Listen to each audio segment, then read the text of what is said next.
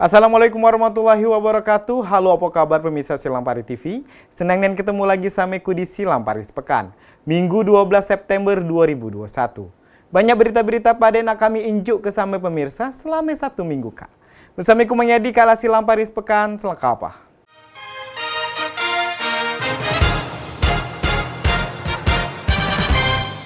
Kita langsung ke berita yang pertama. Kejaksaan Negeri Lubuk Linggau melakukan penghancuran barang bukti kejahatan. Barang bukti ini dan punya kekuatan hukum tetap. Barang bukti yang dimusnahkan berupa senpi 7 pucuk, pisau 10 bilah dan amunisi 22 butir. Kemudian, barang bukti sabu 292,62 gram, ekstasi 415 butir, dan ganja 232,92 gram. Kajari Lubuk Linggau Willy Ade Khaidir menjelaskan bahwa pemusnahan BB ini terhadap kasus yang sudah memiliki kekuatan hukum tetap. Dan pemusnahan ini ketiga kalinya dilaksanakan pada tahun 2021. Selain itu, senpi, sajam, dan amunisi yang dimusnahkan terdiri dari 14 perkara. Kajari menyebutkan jika senpi dan sajam dipotong, kemudian amunisi dilepas dan dibuang amunisinya. Sementara narkotika ada 80 perkara yang cara pemusnahannya dibakar. Kajari juga mengajak masyarakat membangun daerah dengan kamtipmas yang kondusif. Ia berharap masyarakat lebih bekerja sesuai aturan karena dampaknya bisa masuk penjara. Dan terkait pandemi COVID-19 saat ini, adanya peningkatan kejahatan menurut Kajari seharusnya tidak menjadi alasan karena pemerintah sudah memberikan bantuan kepada masyarakat. Terima kasih. Salam sejahtera untuk kita semua yang hormati rekan-rekan media. Hari ini kita di Kejaksaan Negeri Lubuk Linggau telah melakukan pemusnahan yang ketiga ya, tahun 2021 ini. Ya, kita pemusnahan yang ketiga, di mana pada hari ini kita telah melakukan pemusnahan terhadap perkara-perkara yang telah diungkap, yaitu 7 pucuk senjata api, kemudian 10 bilah senjata tajam, 22 butir amunisi. Ini dari 14 perkara yang telah diungkap. Kemudian di narkotika itu kita memusnahkan 292,062 gram sabu, kemudian 415 butir ekstasi, dan 232,92 gram. Hadir saat pemusnahan tersebut Ketua PN Lubuk Linggau, Kadinkes Lubuk Linggau, Perwakilan Polres Lubuk Linggau, dan Kodim 0406 Lubuk Linggau. Rajab, Silampari TV melaporkan. Rencana pengeringan saluran irigasi Tugu Mulyo Kelingi pas 15 September 2021 ternyata tidak terlalu ngaruh sama petani di desa Es Kertosari. Selama ini pasokan air jarang sampai ke sawah yang harus memanfaat ke Sungai Megang Sakti untuk nyukup ke kebutuhan air di sawah. Selama ini, petani di desa Es Kertosari, Kabupaten Musirawas, menggunakan air dari aliran Sungai Megang Sakti untuk mencukupi kebutuhan bertani di desa dengan menggunakan mesin pompa air. Desa Es Kertosari mempunyai 7 buah mesin pompa untuk membantu petani dalam bertani. Perharinya, satu mesin pompa air mampu mengalir air seluas 2 hektar. Kondisi ini disampaikan oleh Kepala Desa Es Kertosari, Hartoyo. Ia menuturkan, terkait jadwal pengeringan saluran irigasi pada 15 September 2021 nanti, tidak terlalu berdampak di Desa Es Kertosari, di mana saat ini para petani tengah dalam masa tanam, yang selama ini kebutuhan akan air dalam bertani memanfaatkan air dari Sungai Megang. Pengeringan di desa kita Bu ya, sementara ini untuk Desa Es Kertosari baru mulai tanam. Nah untuk pengeringan nanti yang direncanakan itu tanggal 15 oleh pemerintah. Jadi kami kayaknya walaupun berdampak tidak seberapa. Karena di desa kami ada Sungai Megang.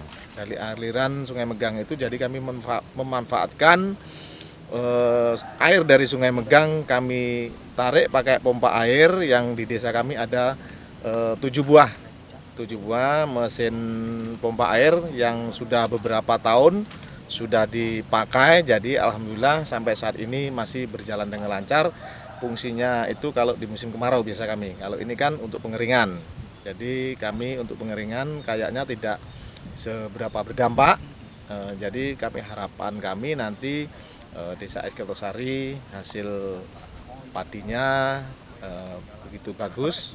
Sementara itu, penyuluh pertanian lapangan di Desa Es Kertosari, Tanem menyatakan, selama musim pengeringan nanti, sehingga diharapkan para petani dapat memanfaatkan lahan saat pengeringan, meskipun stok air di Desa Es Kertosari memanfaatkan Sungai Megang. Akan tetapi, tetap harus memperhatikan komoditi yang ditanam. Kami sebagai penyuluh, dengan adanya pengeringan ini, ya bagaimana kita memanfaatkan lahan yang seoptimal mungkin.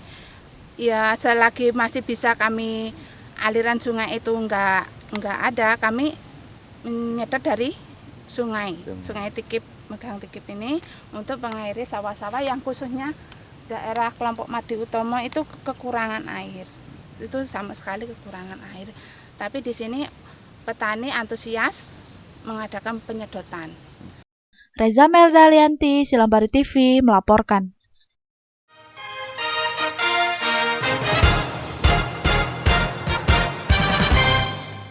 Makasih pemirsa, masih di Silampari Sepekan. Museum Subkos Garuda mengadok ke pameran bersama dan lomba tari tradisi diikuti sama pelajar. Ironisnya pas kegiatan seni masih banyak peserta yang tidak mentaati protokol kesehatan dengan berkerumun dan membuka maskernya, padahal Lubuk Linggau berstatus level 3. Selasa, 7 September 2021, Museum Subkos Garuda dibuka pameran bersama dengan tema sejarah perjuangan rakyat Sumatera bagian selatan dari tahun 1945 sampai 1949. Selain kegiatan pameran dilaksanakan juga lomba tari kreasi tradisi dan lomba permainan tradisional yang akan dilaksanakan selama 7 hari. Selain itu, untuk kegiatan tersebut, Ketua Museum Subkos Garuda Sriwijaya, Epa mengatakan, tujuan diadakannya kegiatan guna menarik minat pengunjung dan memperkenalkan lebih dekat apa saja yang ada di dalam Museum Subkos Garuda kepada para pelajar. Alhamdulillah ya atas partisipasi segala-gala yang ada hadir di sini, kegiatan pembukaan pameran bersama ini kami anggap sukses.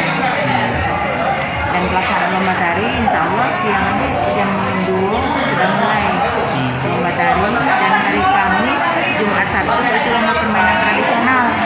Jadi selama seminggu pameran tetap buka, tapi dengan diimbangi dengan kegiatan-kegiatan lain yang bisa menarik minat. Akan tetapi, yang sangat disayangkan dalam kegiatan tersebut, terlihat masih banyak peserta lomba yang melepas maskernya saat lagi kumpul bersama teman-temannya. Bahkan ada juga yang tidak menjaga jarak satu sama lain. Padahal kegiatan tersebut masih dilaksanakan di masa pandemi COVID-19 yang diharuskan mentaati protokol kesehatan yang sudah ditetapkan oleh pemerintah, seperti menjaga jarak, memakai masker, dan menjauhi kerumunan. Tim Liputan Silampari TV. Sebanyak 50 wong yang terbagi menjadi duo, yaitu imam masjid dan khotib, berasal dari perwakilan masjid-masjid di kota Lubuk Linggau, mengikuti bimbingan teknis yang digelar selama 2 hari di Masjid Agung As-Salam. Diaduk bimbingan teknis ini diharapkan dapat menambah wawasan dan pengetahuan bagi imam dan khotib masjid. Dewan Masjid Indonesia Kota Lubuk Linggau menggelar bimbingan teknis bagi para imam dan khotib di masjid-masjid yang ada di Kota Lubuk Linggau, yang dilaksanakan di Masjid Agung As-Salam selama 2 hari terhitung mulai hari ini. Pembukaan bimbingan teknis dibuka secara langsung oleh Wakil Wali Kota Lubuk Linggau, Haji Sulaiman Kohar, yang didampingi Asisten 1, Kabak Kesra, dan Kakan Kemenak, serta Kepala Basnas Kota Lubuk Linggau. Dalam sambutannya, Wakil Wali Kota Lubuk Linggau, Haji Sulaiman Kohar menyampaikan sangat mendukung penuh dengan adanya bimbingan teknis bagi para imam dan khotib yang ada di Kota Lubuk Linggau. Terlebih, materi yang akan disampaikan sangat penting terkait dengan tugas dan berperan imam dan khotib di masjid. Ketua Dewan Masjid Indonesia Kota Lubuk Linggau, Tarmizi Yusuf mengatakan, kegiatan ini bertujuan untuk menambah wawasan dan pengetahuan bagi imam dan khotib sekota Lubuk Linggau dengan jumlah peserta 25 khotib dan 25 imam masjid. Dari ke-235 masjid di Kota Lubuk Linggau, nantinya akan bergantian dilakukan bimbingan teknis tiap tahunnya. Kegiatan kita ini sebenarnya khusus ya, khusus itu bimbingan teknis imam dan khotib selama 2 hari. Jadi hari ini juga sudah pembukaannya, dilanjutkan dengan pengisian materi imam dan khotib. Mengapa kami anakan ini? karena kita sangat penting menambah wawasan imam dan khatib di Kota Lubuk Linggau ini. Ya, karena Lubuk Linggau ini kota majmuk, ya, terdiri daripada agama Hindu, Buddha, Islam dan lain sebagainya.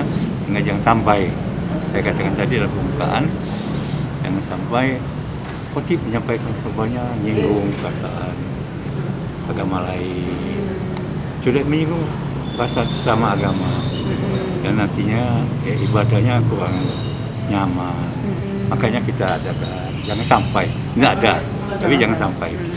Kita adakan iman khatib, ya, penataran iman khatib sama 2 hari Syawal di Kota Lubuk Linggau ini yang dilaksanakan oleh Dewan Masjid. Dan ini memang kita ikut sertakan ini 25 khatib dan 25 imam.